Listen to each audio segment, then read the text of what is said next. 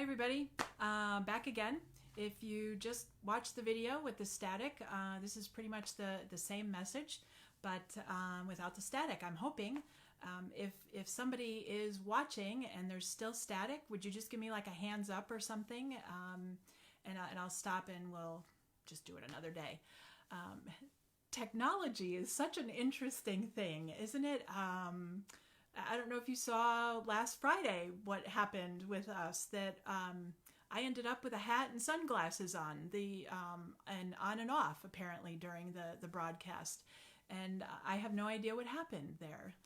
But anyway, following up on what I just said, doing the same thing, that I was thinking a lot about ritual and tradition today after Memorial Day weekend.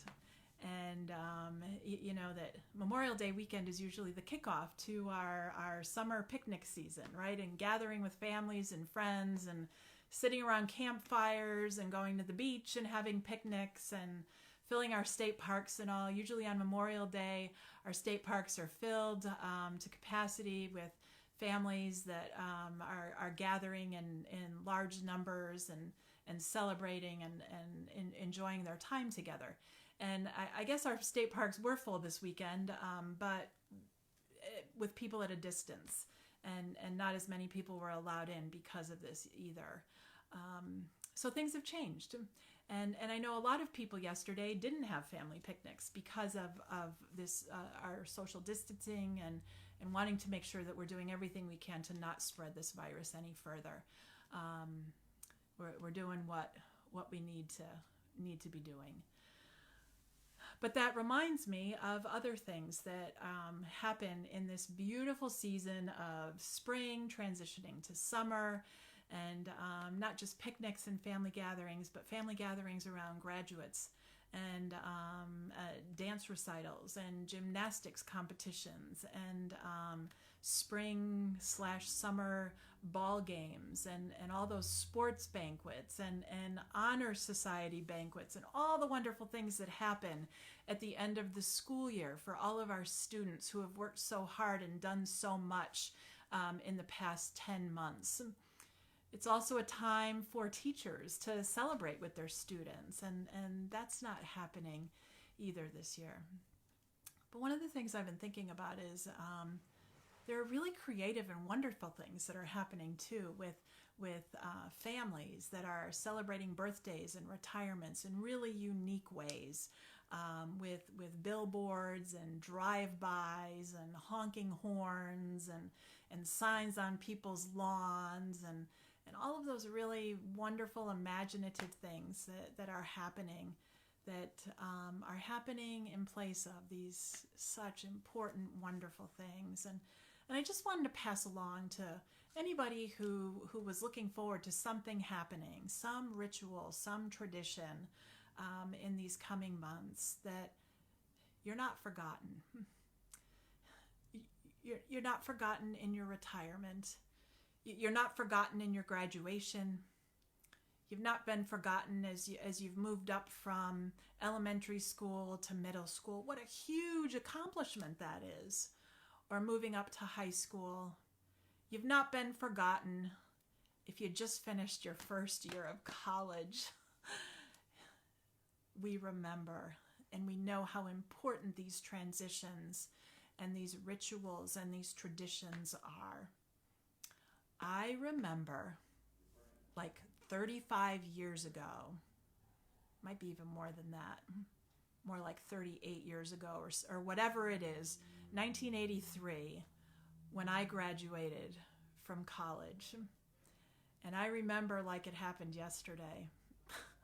I remember my friend Kathy Crosby giving her speech at the graduation. And when she came down off the podium and came over and gave me a hug, I remember hearing my father's Polaroid camera making that sound that it made every time a picture came shooting out of his camera.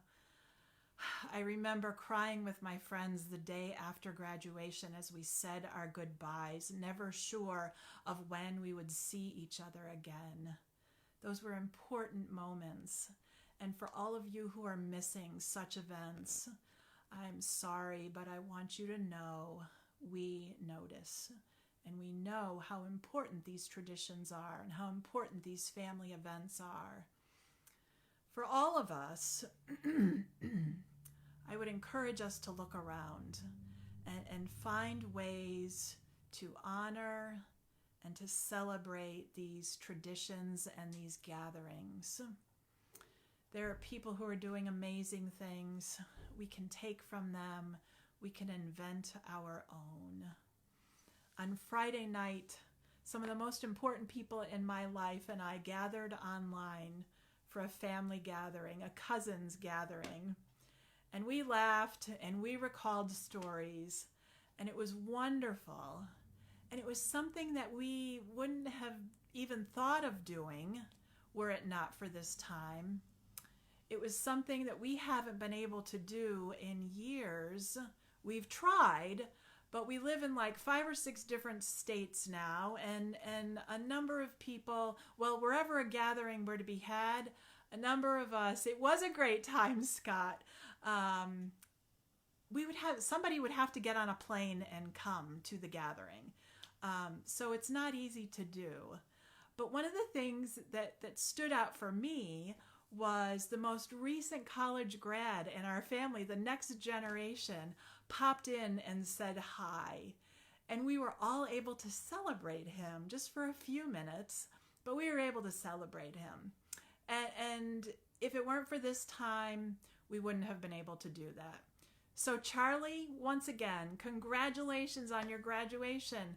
And I'm sorry you didn't get to walk the stage at Eckert, but you had the joy and the pride of your your wacky family of cousins. But those kinds of things can be done to honor and to celebrate these moments in our lives. Let's just not walk by them, but let's find ways to celebrate and honor them.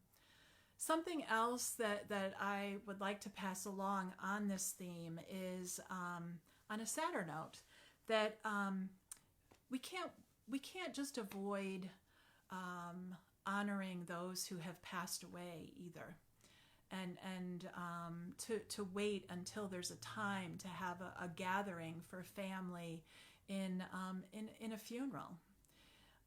It's important to remember them now as well.